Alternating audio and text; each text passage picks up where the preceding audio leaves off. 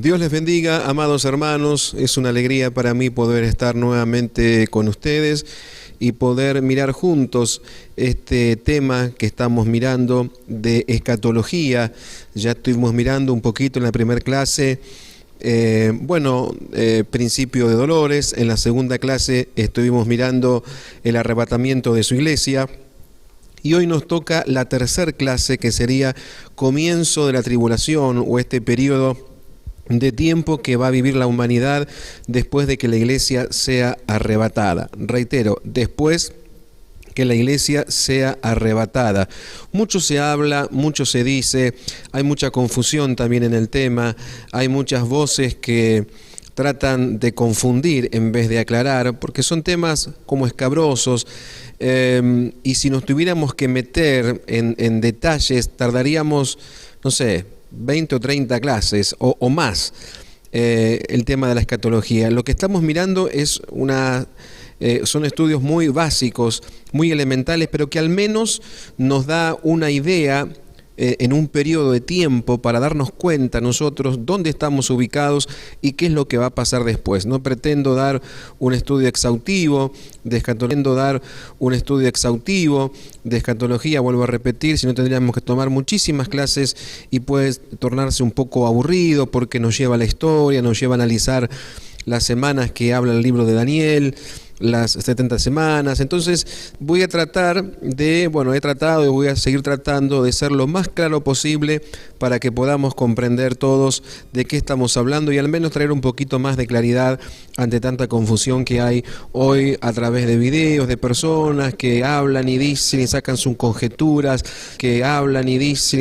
conjeturas, sacan un texto bíblico del contexto de la historia y se arman su propio pretexto, ¿no?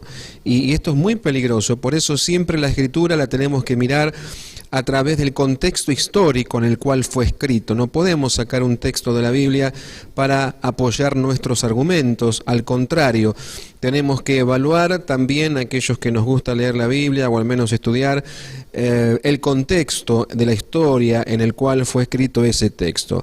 Y bien, vamos a comenzar entonces esta enseñanza, la clase número 3, que tiene que ver con este periodo conocido. Esta enseñanza, la clase número 3, que tiene que ver con este periodo conocido como la Gran Tribulación. Y es un tiempo final que la humanidad ha de atravesar bajo el gobierno humano de la gran bestia y el anticristo. Entonces, ¿qué es la gran tribulación? Es aquel tiempo final que la humanidad ha de atravesar bajo el gobierno humano de la gran bestia y el anticristo. Obviamente cuando hablamos de bestia, porque se refiere mucho el libro de Apocalipsis a símbolos, ¿no? No habla de forma literal cuando habla de bestia, de cuernos, de dragones. No es que son animales mitológicos, ni mucho menos, son ideas, o al menos imaginación de Juan, que veía las naciones y demás como bestias, como que se levantaban, pero no es literal, sino es simbólico, y vamos a tratar de explicar a través no solo de Apocalipsis, sino de otros textos para poder comprender esta historia. Entonces, ¿qué es la gran tribulación? Ya lo dijimos, es el tiempo final que la humanidad ha de atravesar bajo el gobierno humano de la gran bestia y el anticristo. La primera, o sea, la gran bestia, se refiere simbólicamente a una confederación de naciones que tendrá el poder político y económico suficiente como para influir en los destinos del mundo.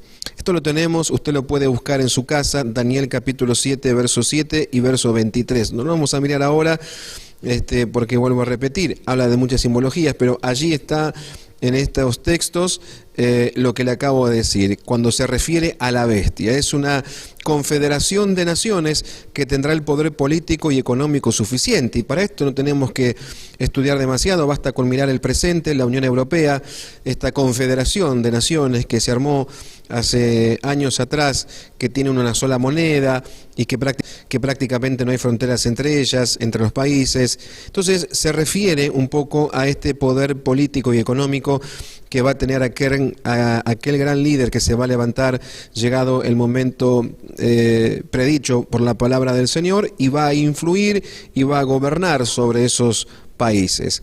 La segunda, o sea, la parte cuando habla del anticristo, representa proféticamente a un personaje, un hombre muy sagaz y astuto, que ha de surgir de esta confederación como el gran líder mundial que atraerá a las naciones.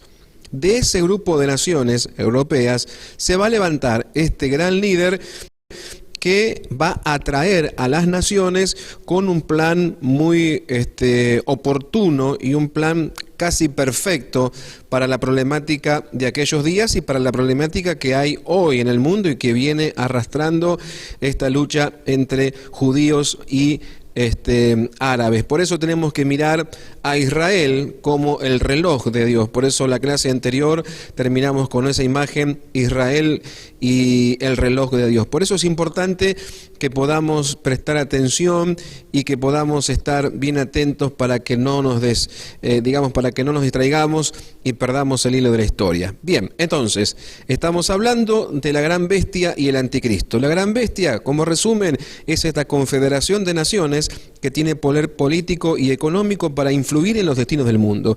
Y el anticristo es un personaje muy sagaz, astuto, que ha de surgir de esa gran confederación de naciones y que las va a atraer hacia él.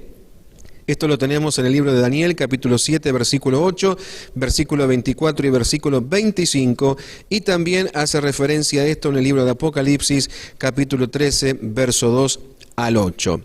Este período tiene una duración de 7 años y comienza con un pacto muy específico que el anticristo realizará y permite un corto periodo de paz en el Medio Oriente entre árabes e israelíes para facilitar la reconstrucción del templo de Jerusalén.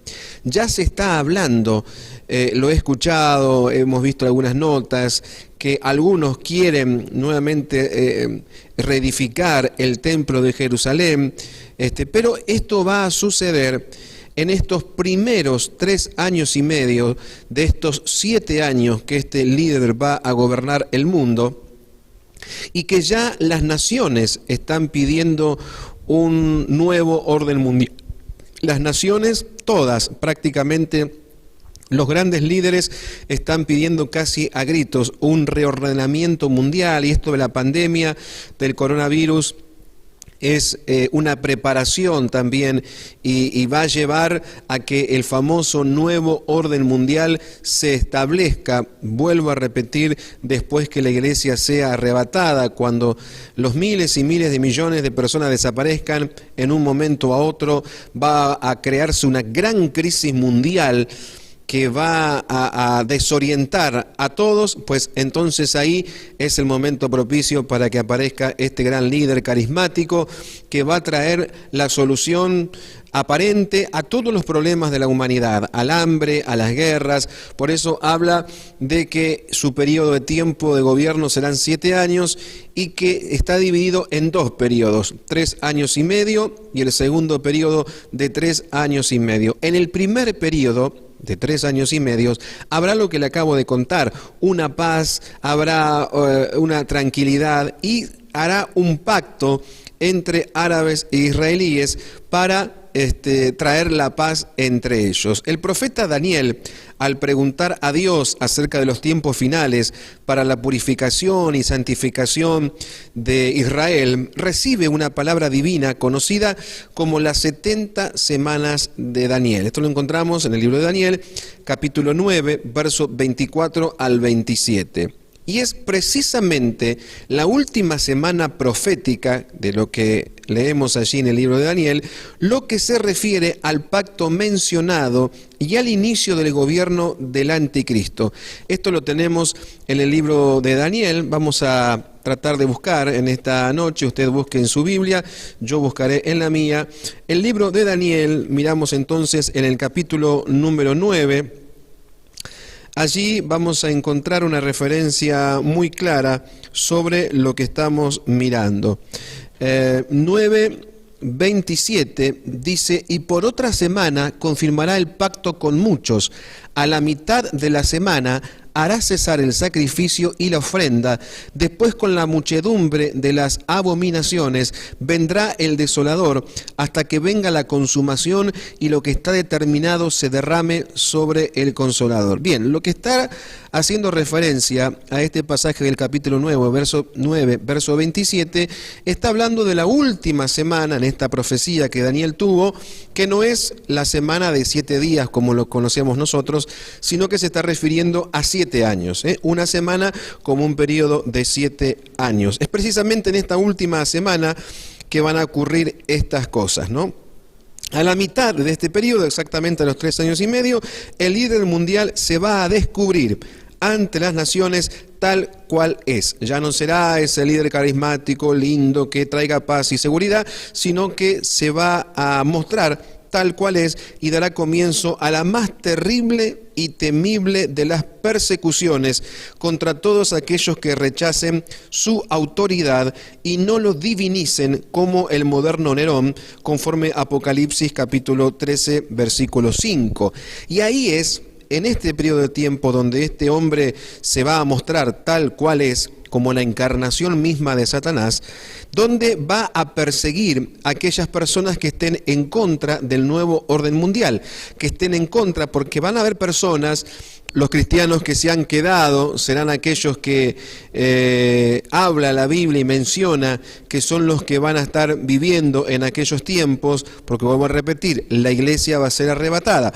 Simplemente habrá un grupo de personas que se darán cuenta del arrebatamiento, querrán volver a recuperar su relación con Cristo. Aquellos cristianos descarriados se van algunos como a alinear para, resistir, y será como la resistencia de aquellas personas que todo el mundo va a abrazar este nuevo orden mundial y va a abrazar la marca de la bestia, el famoso microchip, que conforme está establecido en la Escritura tiene que suceder, pero me estoy adelantando un poquito porque estamos hablando a rasgos generales, ¿no es cierto? Pero es importante que podamos tener presente estas ideas también que hay, porque mucho se habla ahora que el microchip lo va a implantar Bill Gates, que viene a través de las vacunas. Es una mentira total, esto es para confundir. La Biblia habla de un implante y un implante no puede meterse en una vacuna. El implante, y ya hay, yo les voy a mostrar en una imagen ahora, en un pequeño video, cómo ya están tratando de concientizar a la gente sobre este chip. Les dejo con esta imagen, mírenlo y seguimos.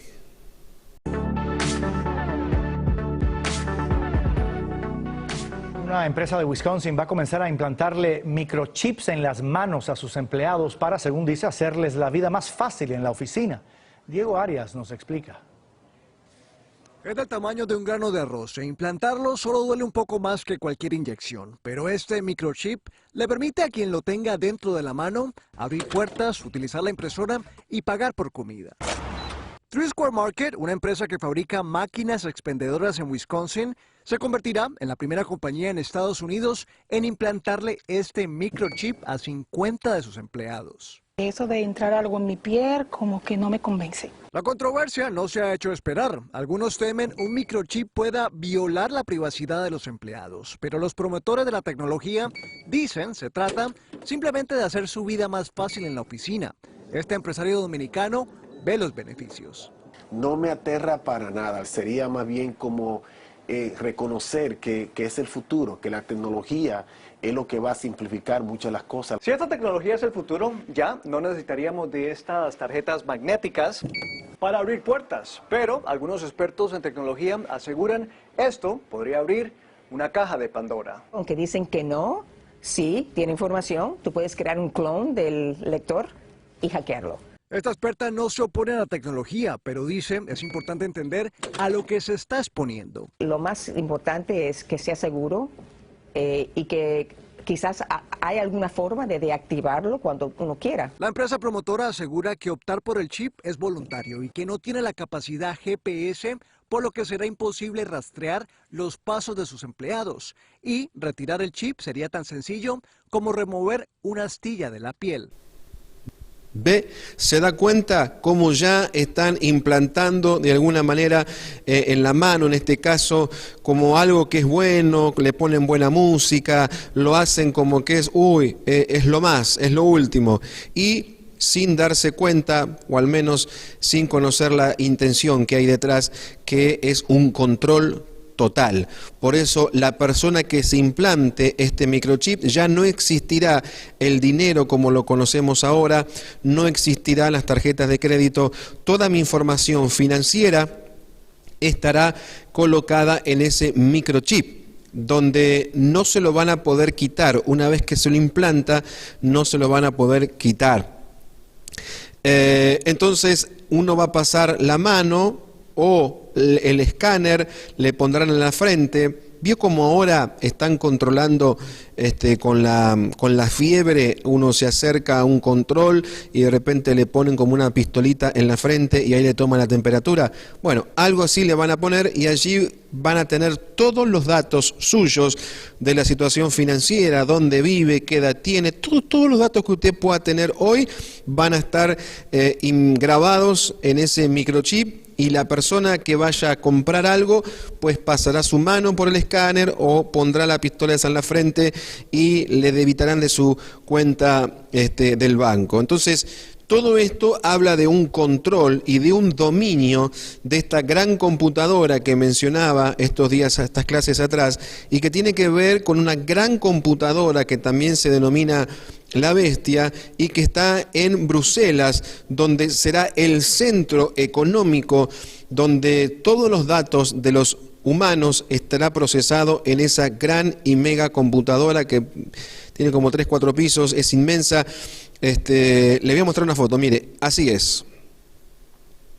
¿Ve? Ahí está. Entonces, esa va a ser la gran computadora donde va a tener todos los datos registrados. Pero bueno, vamos a seguir un poquito con los detalles de forma general para que podamos seguir entendiendo un poquito más de lo que estamos hablando. Hay dos interpretaciones también en cuanto a esta situación de la gran tribulación. Muchas opiniones, algunos dicen que este periodo específico prominente en una línea de pensamiento teológico asegura que la gran tribulación será el periodo donde Dios tratará específicamente con el pueblo de Israel por su rechazo al Mesías y Cristo. Y los otros, que la gran tribulación será la ira de Satán sobre los que rechacen su autoridad representada en el anticristo. Lo cierto es que la palabra de Dios contempla ambas interpretaciones. Por ello, los propósitos específicos de Dios para poner fin al desenfreno de la humanidad. Tiene características y simbologías y yo voy a tratar de que podamos ir comprendiendo un poquito más de lo que estamos hablando. En este periodo, en estos años de gobierno del anticristo, ocurrirá una serie de hechos que van cumpliendo los propósitos divinos. Y para esto tenemos que ir al libro de Apocalipsis capítulo 6 y Apocalipsis capítulo 7, versículo 1 al 8. Ahí habla la Escritura que se abren los 7 sellos. Habla de los 7 sellos. Habla del caballo blanco, habla del caballo bermejo, del caballo negro, del caballo amarillo, aparecen los mártires, señales en el cielo y la tierra, y se alistan las 7 trompetas. Después de los 7 sellos viene este periodo de las 7 trompetas. En Apocalipsis capítulo 8, versículos 7 a 13, Apocalipsis capítulo 9, versículo 1 al 21, y Apocalipsis capítulo 11, versículo 15 al 19. Allí lo tienen ustedes, en la imagen para que puedan tomar nota y de esa manera poder tener todos los textos. Reitero, Se abren los 7 sellos en Apocalipsis capítulo 6 y Apocalipsis capítulo 7, versículo 1 al 8. Y viene el momento de las 7 trompetas, y esto lo encontramos en Apocalipsis 8, versículo 7 al 13, Apocalipsis 9, versículo 1 al 21 y Apocalipsis 11, versículo 15 al 19.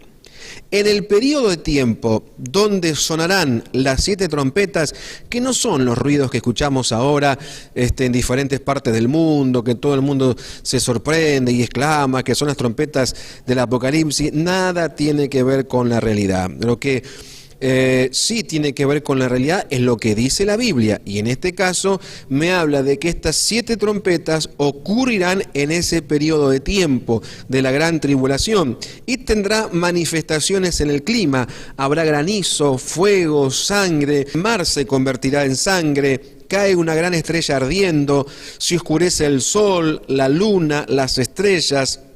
Se abre el pozo del abismo y salen las plagas. Se desatan los 4 ángeles y como número 7, porque son 7 las trompetas, voces del cielo, truenos, terremotos y gran granizo.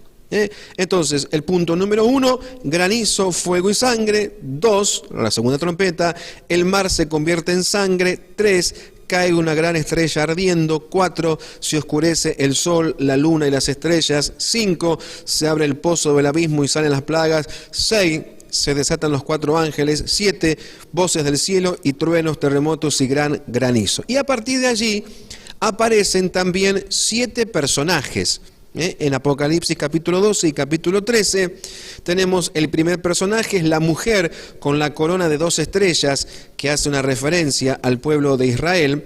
2, o el segundo personaje, el gran dragón escarlata, que representa a Satanás. El 3, el hijo varón, los 144.000, que también habla la Escritura. El 4, el ángel Miguel, que va a tener un protagonismo muy importante, así como tuvo en el anuncio del nacimiento de Juan y el anuncio del nacimiento de Jesús con María, pues también aquí va a tener una participación muy activa. El 5, la bestia del mar, que hace referencia al anticristo. La bestia de la tierra, que hace referencia al falso profeta. Y la imagen de la bestia, el nuevo sistema económico, político mundial y también la gran computadora que él estaba diciendo, ¿no? Después se derraman las 7 copas de la ira de Dios. Esto lo encontramos en Apocalipsis capítulo 16 y tiene que ver con 7 acontecimientos bien duros. En primer lugar, aparecerán úlceras malignas. El segundo, el mar se convierte nuevamente en sangre, ríos y fuentes se convierten en sangre, un calor ardiente, oscuridad y tinieblas, los espíritus malignos se preparan para el Armagedón, gran terremoto y granizo. Note que cuando habla del clima, prácticamente está hablando de un calentamiento global, porque habla de un calor ardiente, que los ríos se van a convertir en sangre, y son todas consecuencias también del gran calentamiento global que estamos teniendo, que estamos empezando a atender, ¿no? Por lo menos en el mundo. ¿Cuál es el propósito de la gran tribulación? Asociando las 2 interpretaciones mencionadas, lo que dijimos recién, más los propósitos de Dios, podríamos decir que los principales objetivos del Creador para este periodo son que el pueblo de Israel derramar su ira también sobre el mundo impío y restauración de la tierra para el periodo siguiente conocido como el milenio. Es cierto que Dios va a tratar específicamente con el pueblo de Israel en relación al rechazo del Mesías y a Cristo, pero no como castigo, según muchos podrían comprenderlo, sino para quitar las iniquidades y el pecado. Esto lo encontramos en el libro de Romanos capítulo 11, versículos 26 y 27.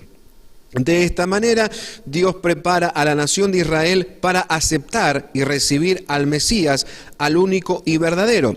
La profecía dada por Jeremías capítulo 30, versículo 7, aclara que la llegada de este tiempo tiene particular referencia al pueblo judío, porque será tiempo de angustia para Jacob, ¿no? Y cuando habla de Jacob, habla del pueblo de Israel. También lo podemos comparar, esta escritura de Jeremías capítulo 30, versículo 7, con el libro de Malaquías capítulo 4, versículo 5. Junto a este propósito divino de restauración para Israel, para el pueblo regido, lo que más resalta de este periodo es el derramamiento de la ira del Señor. Es un periodo de sufrimiento para Israel. Esto lo encontramos en el libro de Isaías, capítulo 24, versículo 1, en el libro de Joel, capítulo 1, versículo 15, y en Apocalipsis capítulo 14, versículos 7 y 9, y también en Apocalipsis 16. Ahí lo van a tener ustedes en una imagen. Ahora, ahí están todos los textos bíblicos que le acabo de mencionar para que usted los pueda anotar tranquilo y de esa manera pueda tener estos textos que le acabo de mencionar. Tome nota, hágalo, esto es importante para que después usted en su casa lo pueda corroborar lo que le estamos diciendo. Sobre el mundo pecador e impío que esté bajo el gobierno total y absoluto del espíritu del anticristo, habrá llegado el clímax de lo aborrecible.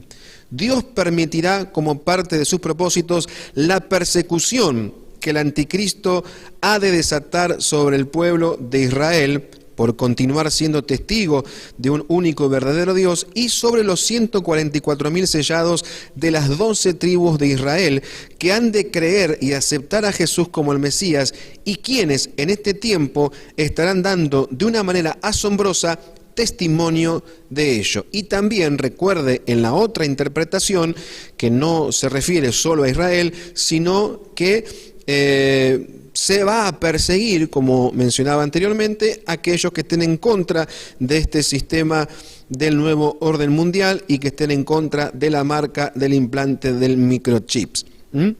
Va a haber cataclismos físicos, cósmicos, detallados en la Biblia para este tiempo tan tremendo, que serán utilizados también por el Señor para reacondicionar la tierra para lo que va a ser el milenio.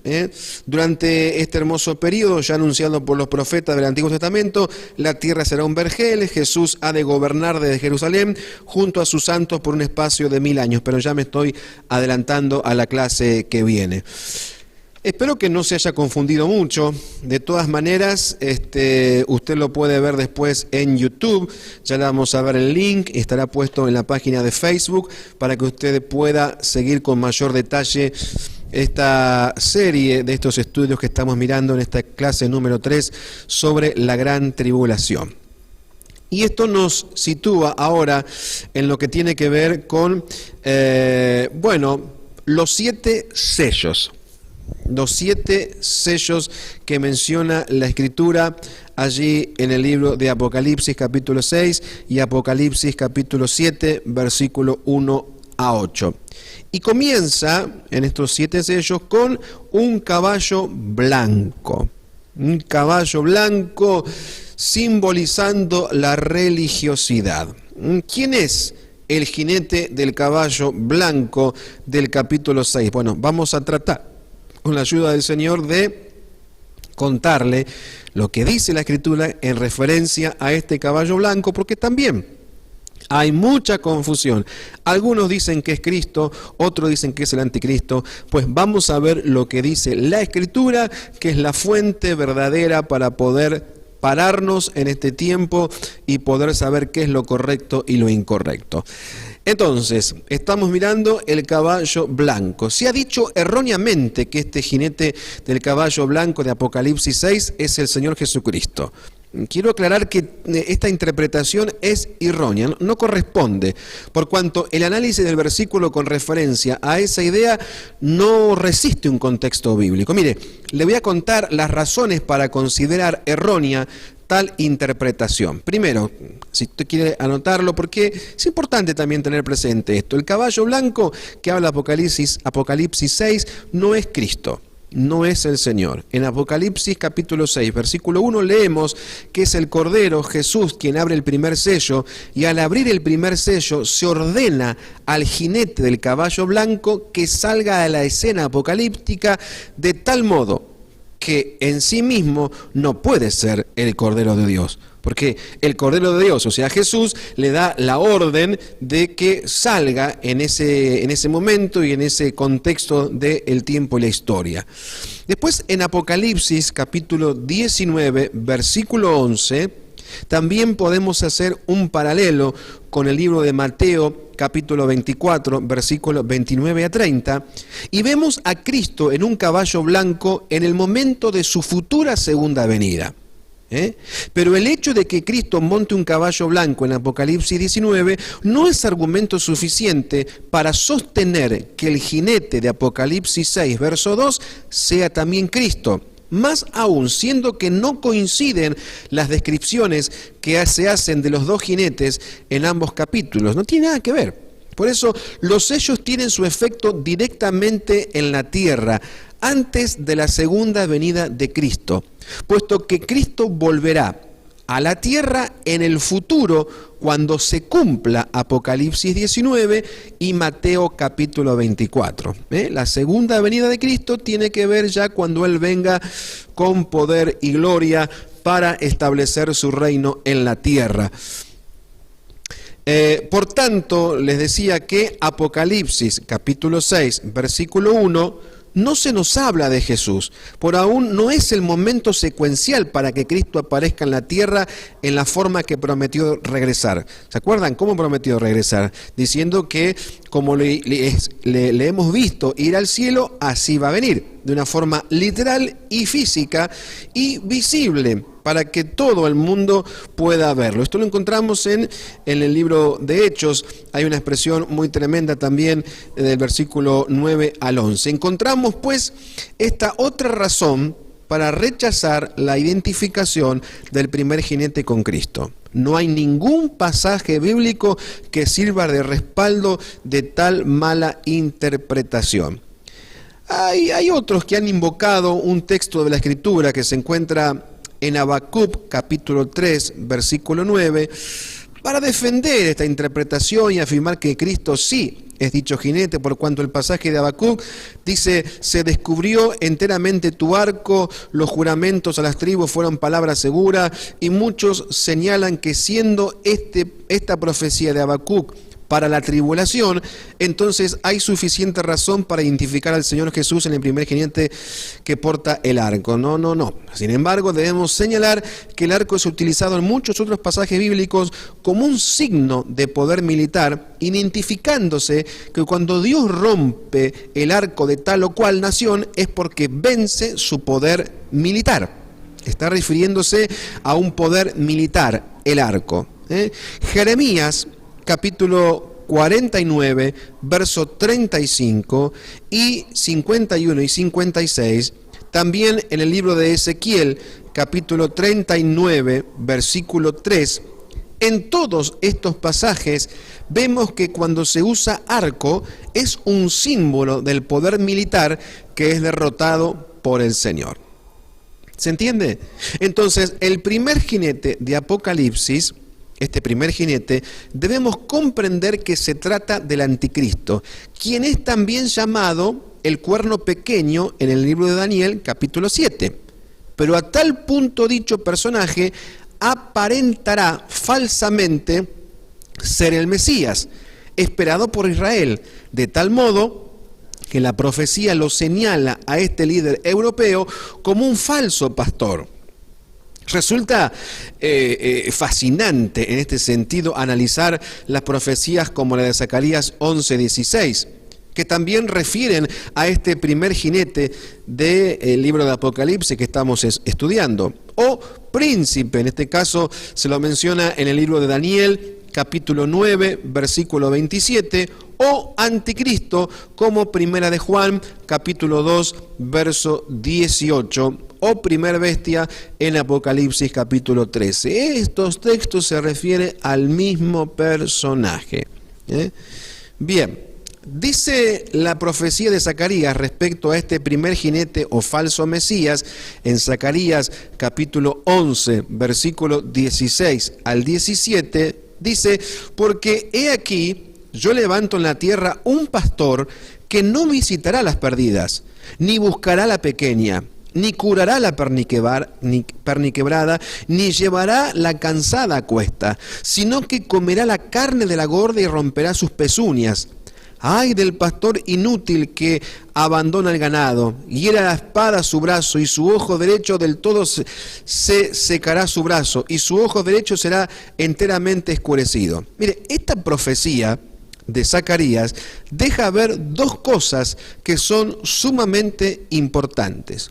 Primero, fíjese que la imitación a Cristo, que es el verdadero pastor de Israel, que hará el primer jinete o el anticristo, es una imitación. Y después, como punto número 2, podemos decir la traición de este falso pastor o primer jinete hacia Israel, lo cual coincide con la profanación a la que refiere el libro de Daniel, capítulo 9, versículo 27, y la cual hizo referencia a Cristo en Mateo capítulo 24. Mire, lea lo que dice ahí. Bien. Ahora, hay quienes, basados en la interpretación literal de parte final de la profecía citada, sostienen que el anticristo sufrirá efectivamente daño en su ojo y su brazo derecho, y que eso sucederá a mitad de la tribulación, justo el momento que él simule la aparente resurrección a la que refiere el libro de Apocalipsis, capítulo 13, versículo 3. A ver si lo podemos mirar. Yo estoy buscando en mi Biblia, usted busque en la suya. Apocalipsis capítulo 13, versículo 3. Mire lo que dice. Dice, vi una de sus cabezas como herida de muerte, pero su herida mortal fue sanada, y se maravilló toda la tierra en pos de la bestia. ¡Qué tremendo! Tremendo, la palabra de Dios no deja nada al azar, todo está bien clarito conforme Dios lo ha determinado que sea. Es más fascinante es aún ver la profecía que los salmos contienen respecto a este primer jinete en lo que refiere al pacto de paz que en el futuro celebrará con Israel como líder europeo. Esto lo encontramos en el libro de Salmos. Le invito a que busque conmigo el libro de Salmos. Vamos a mirar allí la palabra del Señor en el capítulo número 55 del libro de Salmos. Podemos mirar allí con la ayuda del Señor. 55, verso 20 y 21. Aquí está. Acá este salmo es maravilloso porque habla específicamente de este tiempo de este anticristo, de este falso pastor. Mire, Salmo 55, versos 20 y 21 dice, extendió el inicuo sus manos contra los que estaban en paz con él, violó su pacto. Los dichos de su boca son más blandos que mantequilla, pero guerra hay en su corazón. Suaviza sus palabras más que el aceite, mas ellas son espadas desnudas. Esta palabra de este salmo es maravilloso porque realmente clarifica este pacto que va a ser el anticristo en estos 3 años y medio, como acabamos de leer, donde va a estar todo amor y paz, y después se va a revelar tal cual es, y él mismo se va a revelar como el gran inicuo. Extendió el inicuo sus manos contra los que estaban en paz con él. Es perfecto este texto. Analicemos ahora verso por verso este salmo relacionándolo con Mateo capítulo 24 y Apocalipsis 6 y con Daniel 9 y 27. ¿Lo analizamos? Mire, extendió el inicuo sus manos contra los que estaban en paz con él. Esto lo encontramos en Daniel, en Apocalipsis 12, en Zacarías 13:9 y en Primera de Tesalonicenses capítulo 5, versículo 3. El anticristo profanará el futuro templo judío a la mitad del período del tratado de paz y perseguirá a los judíos. De allí que extienda su mano y que lo haga contra los que estaban en paz con él. Recuerde que los judíos lo van a tomar como prácticamente el Mesías, van a estar anonadados, embobados con este líder que se va a presentar como el supuesto Mesías, hasta que él mismo, una vez que el templo sea reedificado, se sentará de allí, se proclamará Dios, y allí los judíos se darán cuenta que no es el Mesías. Violó su pacto, según Daniel capítulo 9, verso 27, a la mitad del período de tribulación. ¿Cuándo sería la mitad? Los 3 años y medio. Ahí el anticristo profanará el templo judío, según lo que dice el libro de Segunda Tesalonicenses, capítulo 2. Vamos a buscarlo también.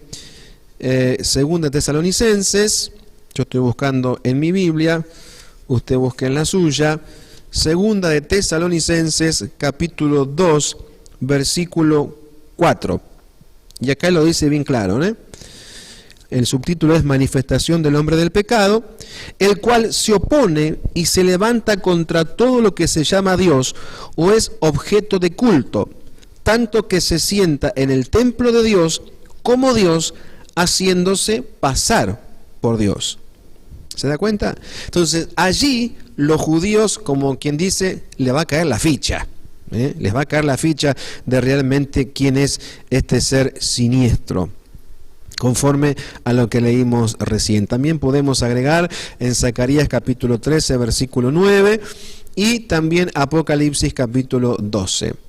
Los dichos de su boca son más blandos que la mantequilla.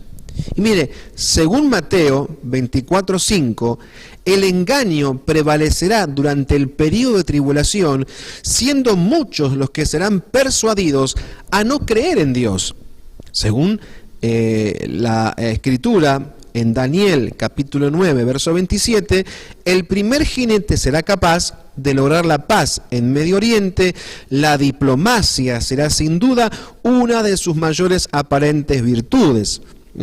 Palabras lindas, esas palabras que uno quiere escuchar, ¿no? Que suenan como suave, como armoniosas.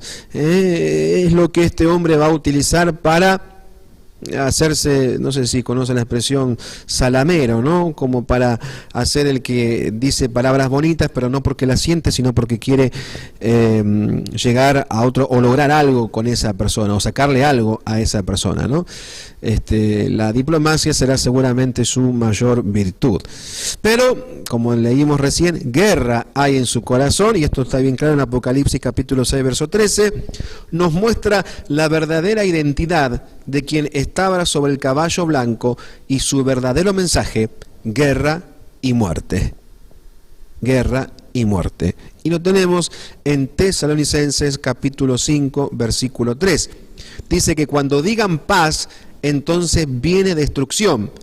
Vemos aquí que si bien este falso Mesías trae paz, pero en realidad va a traer guerra. Suaviza sus palabras más que el aceite, mas ellas son espadas desnudas. La imitación de Cristo que hará el primer jinete quedará al descubierto poco tiempo después, cuando muestre su verdadera intención. ¿Y cuál es? La que menciona en Apocalipsis capítulo 13. De esta forma vemos cómo la Escritura armoniza de forma maravillosa los textos que miramos, Daniel capítulo 9, de Mateo 24, de Apocalipsis 6, 12 y 13, y de Zacarías capítulo 13, y de 1 Tesalonicenses 5, dando por sentado que la bendita palabra de Dios es infalible. En el contexto que permite la correcta interpretación del pasaje, y es ese contexto el cual hemos recurrido para identificar al verdadero significado de Apocalipsis capítulo 6.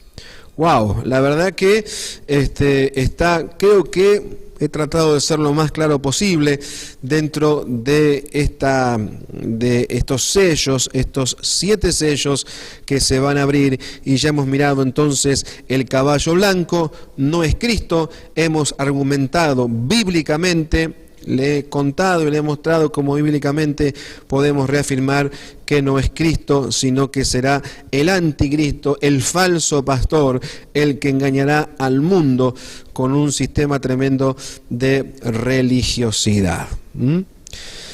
Bien, tenemos que mirar después el caballo bermejo, el caballo negro y el caballo amarillo. Bien, hermanos, vamos a continuar por un ratito más mirando el segundo caballo, que es el caballo bermejo. Dice la Escritura en Apocalipsis capítulo 6, versos 3 y 4, cuando abrió el segundo sello, oí al segundo ser viviente que decía, ven y mira. Y salió otro caballo bermejo, y el que lo montaba le fue dado poder de quitar de la tierra la paz, y que se matasen unos a otros, y se le dio una gran espada. Con el segundo sello sale el segundo caballo bermejo, que es el color de la sangre, a recorrer la tierra. El jinete del primer caballo blanco tenía un arco en sus manos, pero note que no tenía flechas. Ahora, ese jinete del caballo blanco, no va a causar una guerra real. Ahora, el segundo jinete se le dio una gran espada, lo que implica lucha, porque se utilizaba la espada en el combate cuerpo a cuerpo. No será hasta el segundo sello, con que el jinete al lomo del caballo rojo, que la paz es quitada de la tierra. El segundo sello contempla ejércitos invasores en una feroz guerra cuerpo a cuerpo. Y esto lo vamos a mirar más adelante en detalles cuando hablemos de la última batalla, ¿no? Ahora, el versículo 5 comienza diciendo, cuando abrió el tercer sello, oí al tercer ser viviente que decía, ven, mira, y miré. Esto está en Apocalipsis capítulo 6, versículo 5. El jinete bermejo es el jinete de la guerra que se va a desatar después cuando los judíos rechacen al anticristo, al falso Cristo o al falso pastor, y ahí se va a armar una guerra tremenda, ¿no? Por eso nos lleva ahora a mirar esta expresión del versículo 5, estamos mirando en el libro de Apocalipsis, en el capítulo 6, y ahora miramos el versículo 5.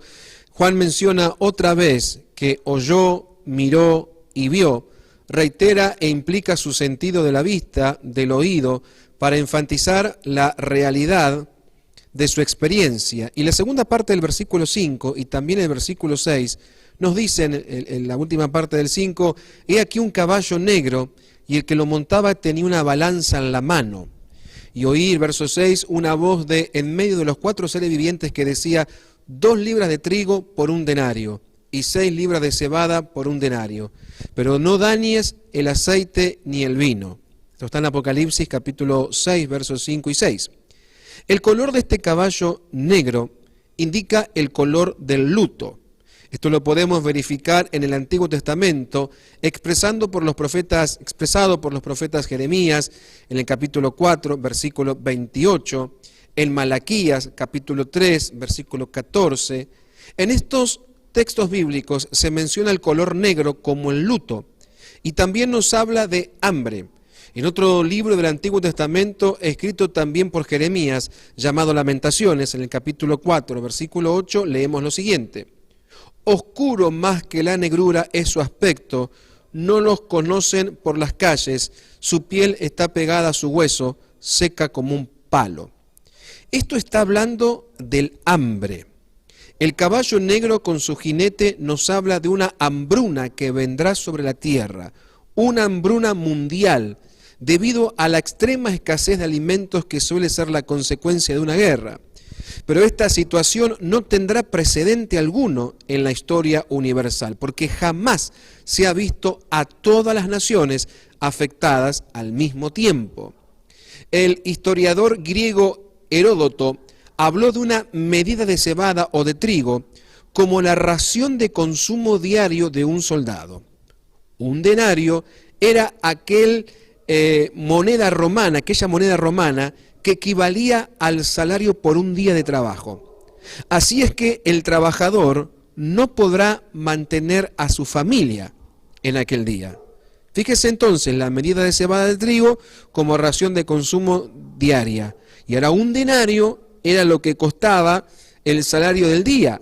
Entonces no le va a alcanzar al trabajador de aquellos tiempos para poder mantener a su familia.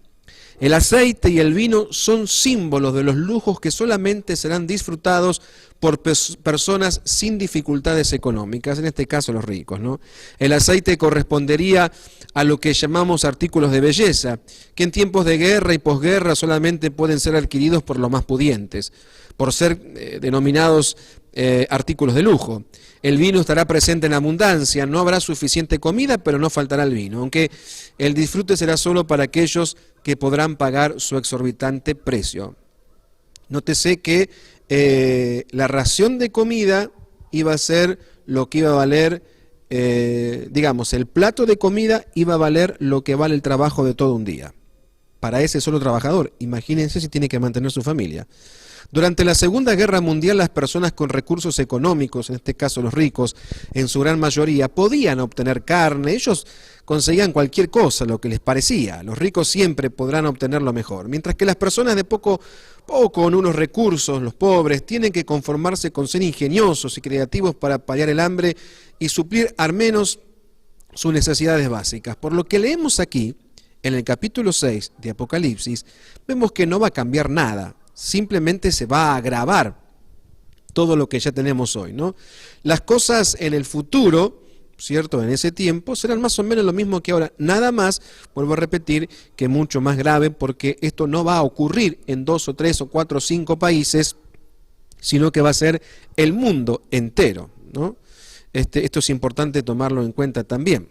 Así como se ha vivido en el pasado y así también se vivirá en el futuro. Por mucho que se prometa la creación de tecnologías inteligentes para el desarrollo novedoso de programas agrarios, respetuosos inclusive con el medio ambiente, con una mejor y más organizada distribución de los sobrantes de los países del primer mundo, no resolverá el problema de la pobreza. La generación de más riqueza solamente ha conseguido que algunos tengan buenos trabajos bien remunerados, pero hasta el presente. Esta influencia no ha alcanzado a los verdaderamente pobres. Es penoso comprobar que por mucha ayuda humanitaria que se envía a países necesitados, estos recursos no siempre llegan a su destino o son utilizados correctamente para su fin, salvo honrosas excepciones. La corrupción individual o colectiva siempre ha estado presente, sobre todo en las esferas del poder, en la influencia. El egoísmo, la avaricia del corazón humano no tienen límites, sino este problema mundial que afecta a miles de personas que mueren cada día de hambre se hubiese podido resolver sin problema hace mucho tiempo. El cuadro que se nos presenta con la llegada del tercer caballo negro significa más hambre y sufrimiento como no se ha conocido jamás.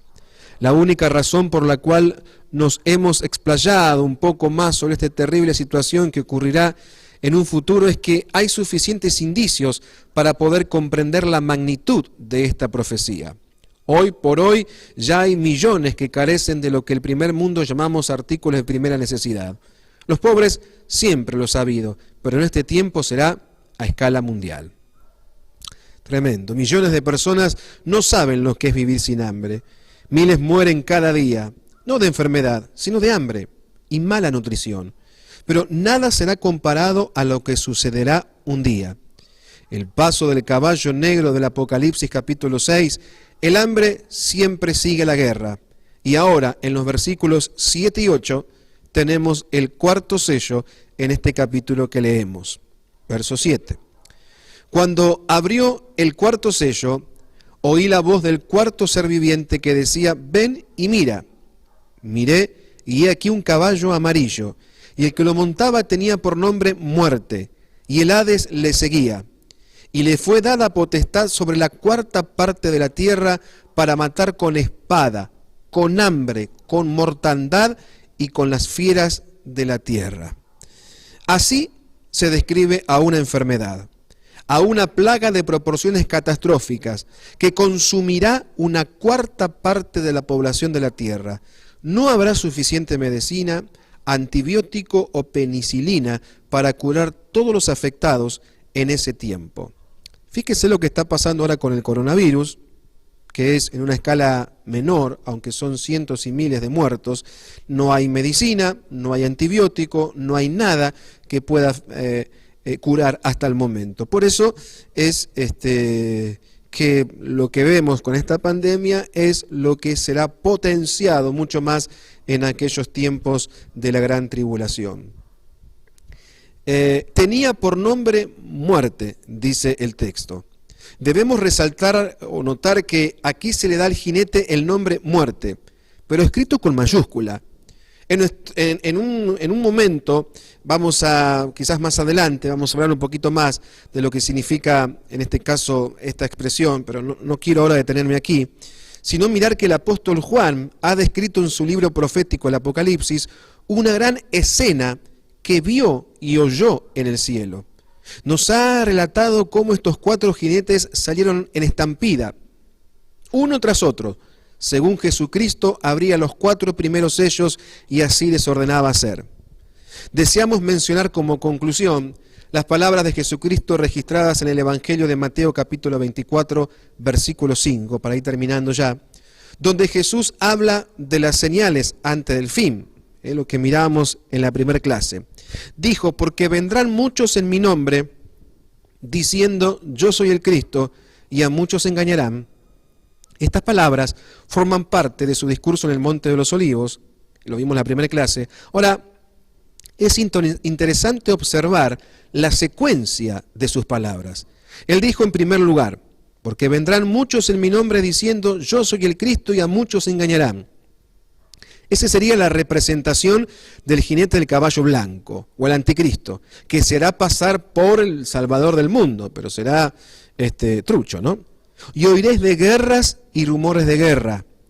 Estas palabras se pueden aplicar al segundo jinete, cabalgando sobre el caballo rojo, que desatará la guerra, muerte y destrucción.